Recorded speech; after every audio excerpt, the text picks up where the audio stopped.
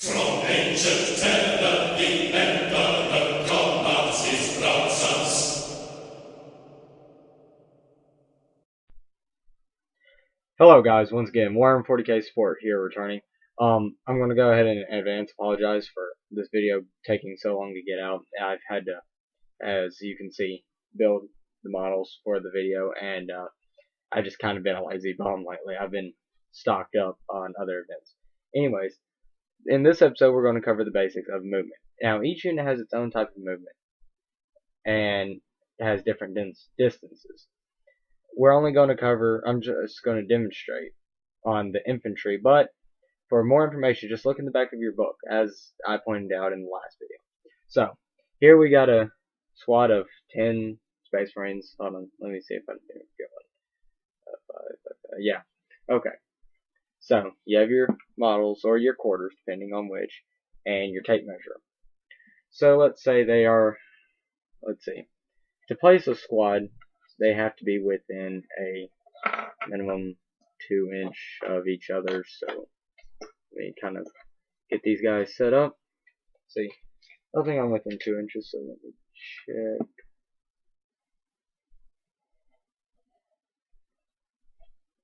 Okay, that's about your farthest you can get them apart, and you want to spread them out as much as possible for reasons of template of artillery and all that, because they tend to sometimes if you bundle them up too much, you could lose the entire squad in just mere seconds. So I'm going to cover a mistake that a lot of people first cover. Infantry's max move distance is 6 inches.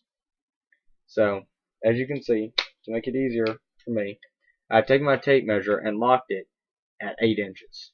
That you can lock it at 7, it doesn't matter, just past 6. And what a lot of people tend to do is they go from the head of the model, or from the, well, let me put this in, they tend to go from the head of a model or behind the model. That you do not do. To correctly move a model, you put the tape measure just in front of it, say off to the side to where you can get the front of the base. And then whenever you move him, you don't move him here. Right here's my 6 inches. You don't move him in front of the 6 inches. You keep him behind the 6 inches. That's a big common mistake that I've seen a lot of players, advanced and new, do that have never quite paid attention to it. So here, let us begin moving our squad. The easiest thing to do is find the farthest distant person, and this time it's this guy. So I'm going to move him his full 6 inches and roughly guesstimate about others. Now you can take the time if you want to sit here and move up, but me, I'm just going to guesstimate, because you want to try and keep them in the same formation if possible. You'll alter a little, unless, like I said, you move every individual model. That's more time, though, that you're taking in a match. Now, the movements are, the standard movement, like I said, for infantry are 6 inches. However, you can run in infantry, or some of the special abilities allow you to roll to see how much farther you go on units. Now, to run in infantry, you will grab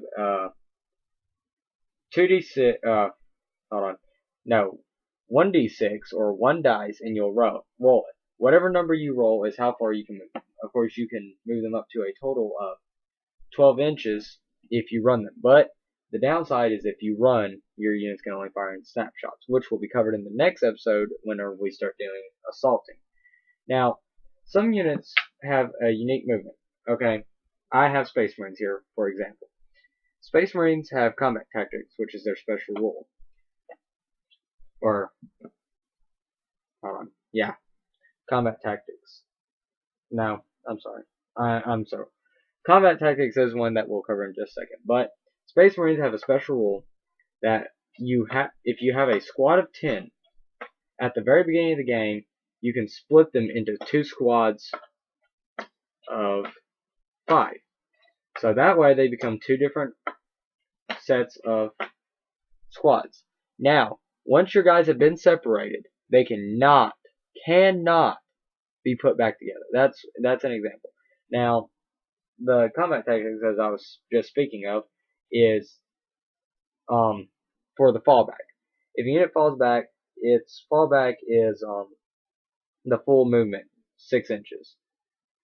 But they cannot regroup. Now, Space Marines combat tactics allow them to regroup after their morale test and falling back. There are exceptions to this rule, that of which do not matter at this moment. But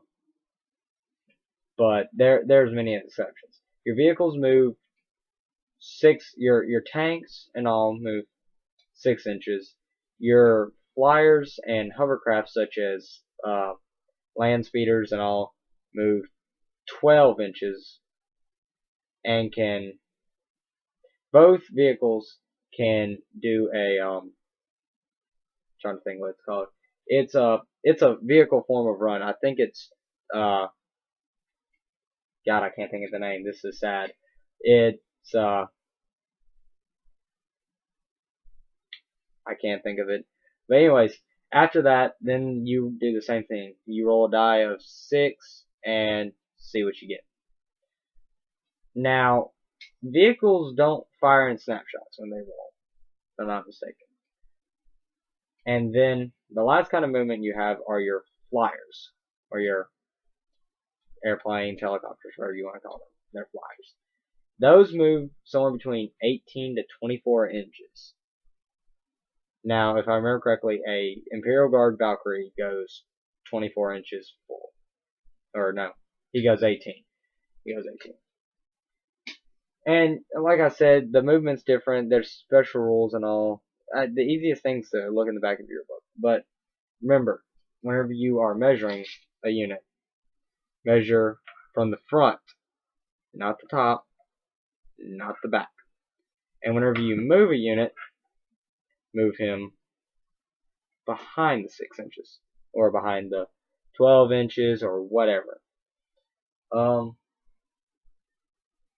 There's one other thing I want to say.